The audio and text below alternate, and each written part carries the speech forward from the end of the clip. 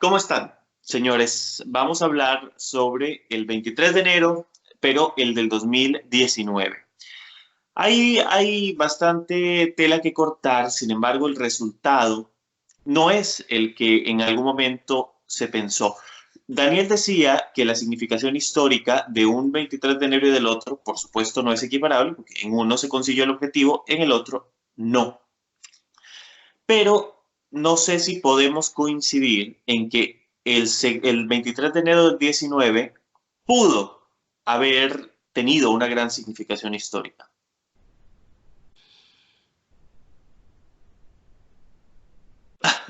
¿Pudo o no pudo?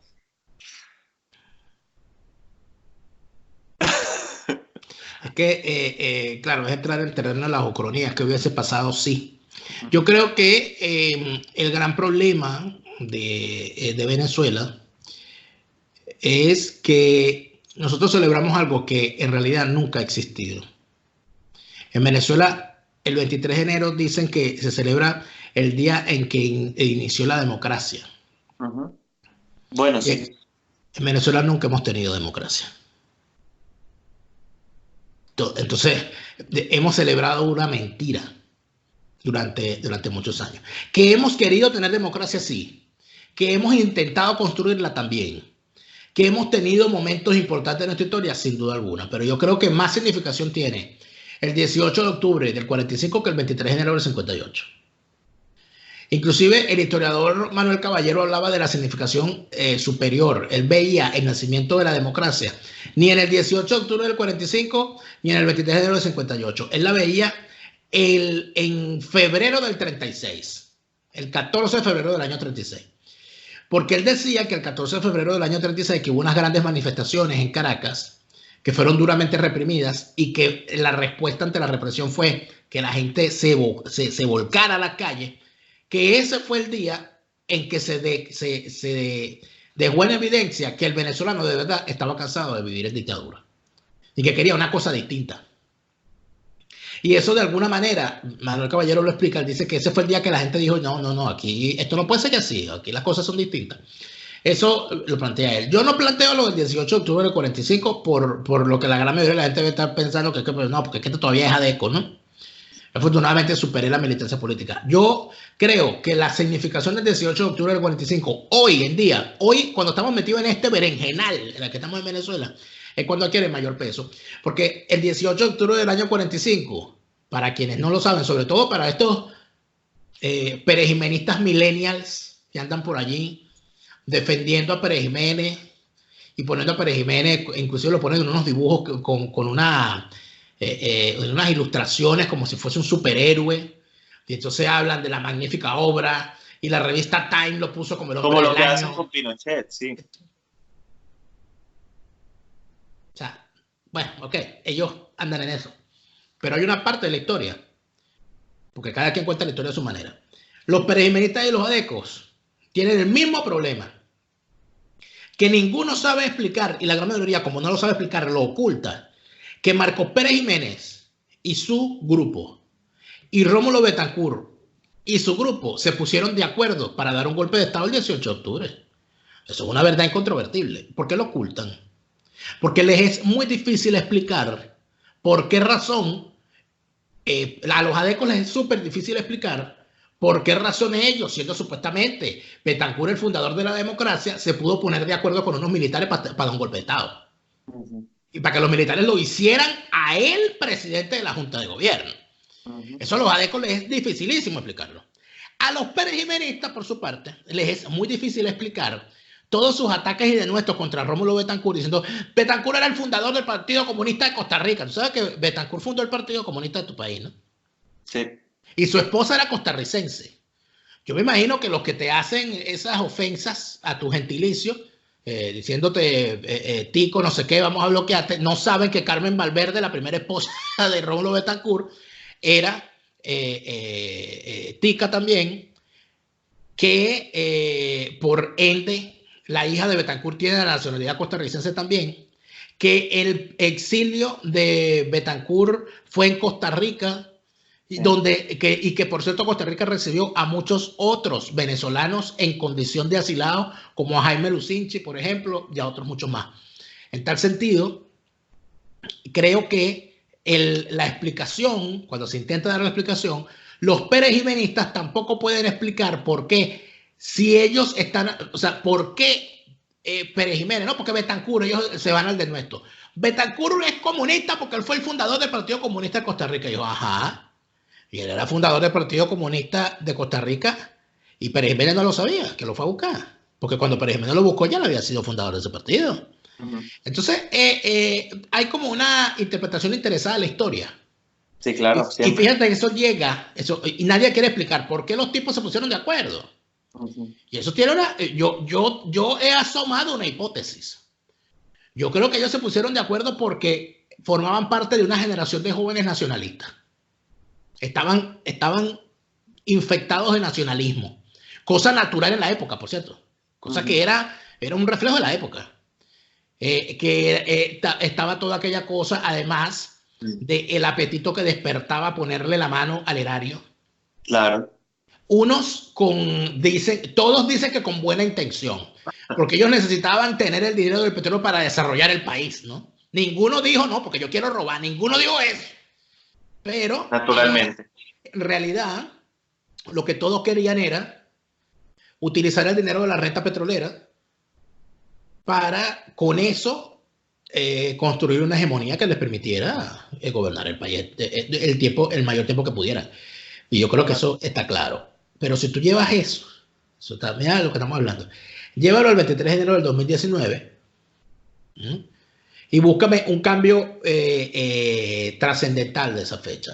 No sirvió para nada. No hay un cambio trascendental, una situación más de lo mismo. No hay en la mente de ninguno de los involucrados algo superior a el reparto de las pocas preventas que pueden tener ellos adentro. Ahora, del 23 de enero del 2019 para acá no se ha movido ni un solo chavista de su silla. Por lo tanto... Pero, a ver, yo he sostenido en estos días que el viaje de Guaidó es relevante. Porque, claro, después de medio año diciéndole que saliera, yo personalmente dije, bueno, ahora que lo hizo, no voy a decir que está mal que lo haya hecho. Creo que lo hizo bien. Y creo que hay suficiente evidencia para probar que lo hizo a espaldas de Acción Democrática, cuando menos. Entonces, a ver, hay cosas que a mí me hacen pensar que para este 23 de enero podría haber una disposición de buscar lo que no se quiso buscar el año pasado. Pero no tengo certeza, no tengo esperanza, únicamente tengo el leve atisbo de algo, ¿sabes? Una impresión de que él sabe que esta es su última oportunidad. Entonces, después de lo que pasó el 23 de enero del 2019, y yo lo recuerdo porque hacía pocos días me había ido de Venezuela y lo vi por televisión, y aquello fue una locura en toda América Latina. Yo creo que todos estábamos viendo el momento en vivo. Eso fue una locura, Daniel. Y bueno, hubo gente que lo comparó con un asteroide.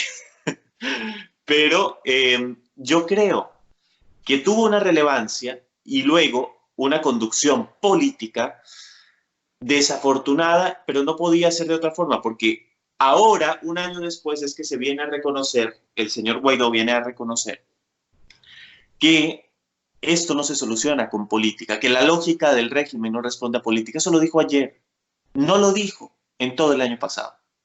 ¿Cómo es posible? Y bueno,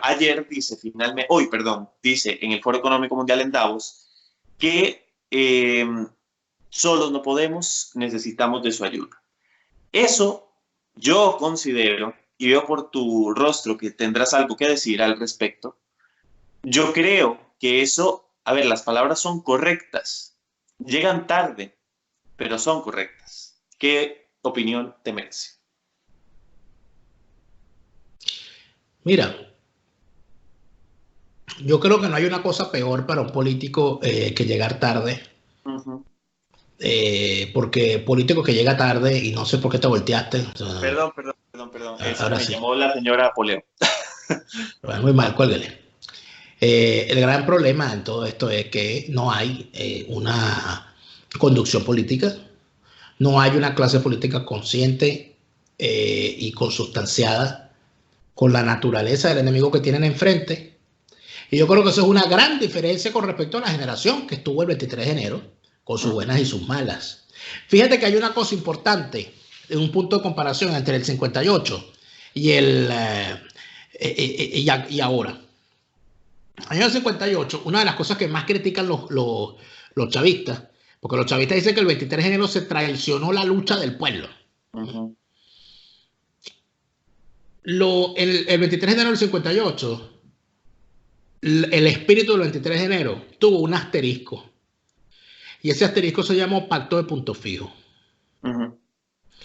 El Pacto de Punto Fijo fue aquel acuerdo que firmaron los líderes de los tres principales partidos democráticos de la época, Rómulo Betancourt por Acción Democrática, Rafael Caldera por COPEI y Jovito Villarreal por URD, para pactar cómo iba a ser la democracia, según el punto de vista de ellos. El gran reclamo que se hace es que lo malo que tenía el Pacto de Punto Fijo fue que se excluyó al Partido Comunista y que por tal razón, al excluir al Partido Comunista, se trabajó en contra del espíritu del 23 de enero. Se abandonó la lucha del pueblo. ¿Qué ocurre con eso? Que eso era una depuración. Era una depuración. Pero claro. Es que tú no puedes hacer democracia con comunistas, porque los comunistas no, mucho menos con los comunistas de aquella época, claro, que estaban absolutamente y completamente casados con esa cosa horrible que era el comunismo soviético, el imperialismo soviético, todavía contaminado, que todavía venía de sus procesos de desestalinización, luego de todo de la cosa de Stalin, todo aquello, y todavía estaba por verse. Estamos hablando del comunismo que cayó, que callaba ante la invasión a los países del este europeo, a los tanques en Hungría, a la entronización de dictadores en toda la zona. O sea, de eso estamos hablando. Y de alguna manera eso, lo que te dejaba claro era que sí, que había gente que sabía que con los comunistas no se iba para ninguna parte. Eso no lo vemos en la clase política hoy, que más bien considera que la unidad, no, la unidad por encima de todo, pero entonces en ese por encima de todo y en ese suma pero no reste, terminas teniendo los eventos lamentables que han tenido. Entonces, si algo le ha faltado a este 23 de enero o a este gobierno interino ha sido el propósito de enmienda, la capacidad de depurar y de aislar a los elementos que puedan ser tóxicos y que puedan causar un problema. ¿Y crees que actualmente, en la coyuntura que estamos viendo, con Guaidó fuera del país, sin saber si va a regresar o no, bueno, no sé si tienes información de si va a regresar o no pronto, pero crees que esto es un propósito de enmienda? No, yo no creo que haya en esta clase política propósito de enmienda. Lo que yo veo que hay en esta clase política es propósito de miedo. A esta clase política le da mucho miedo quedar en evidencia. Le da mucho miedo que alguien les rompa el vidrio y les diga: ustedes son unos colaboracionistas. Ustedes nunca han sido opositores. Falsarios y prostibularios. Ustedes nunca han estado del lado de la libertad. A ellos les da mucho miedo eso porque se les caen los negocios. Entonces tienen que dar un golpe de mano siempre. Tienen que sacarse un conejo de la chistera. Y por eso es que tú ves cómo ocurre la natural concertación, ¿no? Ocurre la natural concertación para que otra vez se llame, como en el 58, al espíritu del 23 de enero. Ahorita se llama al espíritu del 2019, ¿no? El espíritu interino.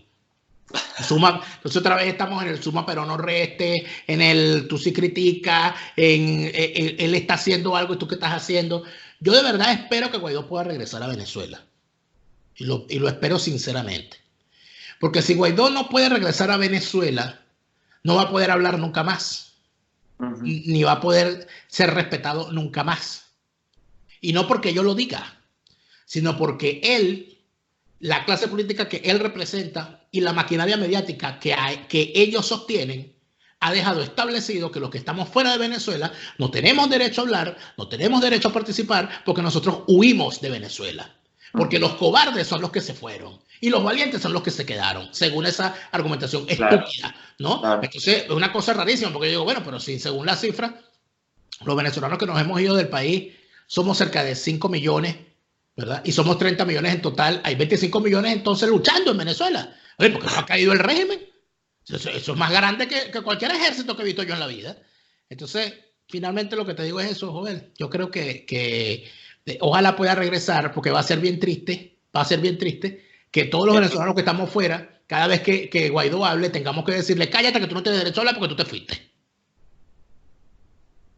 Va a ser muy triste. Sí, yo creo que en efecto, a ver, lo que yo he dicho es, si no, como, bueno, Orlando Urdaneta me lo dijo en Agárrate hace un par de días. Él tiene que volver con el mandado hecho o no volver, porque si no, ¿a qué?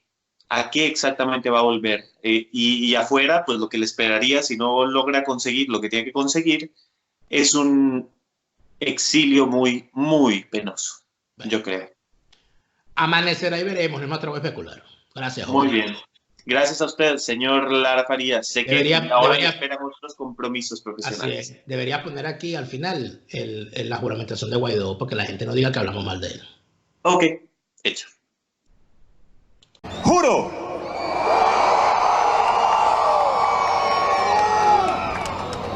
asumir formalmente las competencias del Ejecutivo Nacional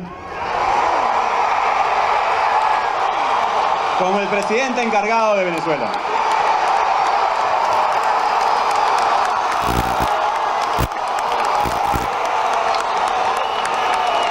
Para lograr el cese de la usurpación, un gobierno de transición y tener elecciones libres. Si así lo hiciere, que Dios y la patria lo premien, sino que os condenen.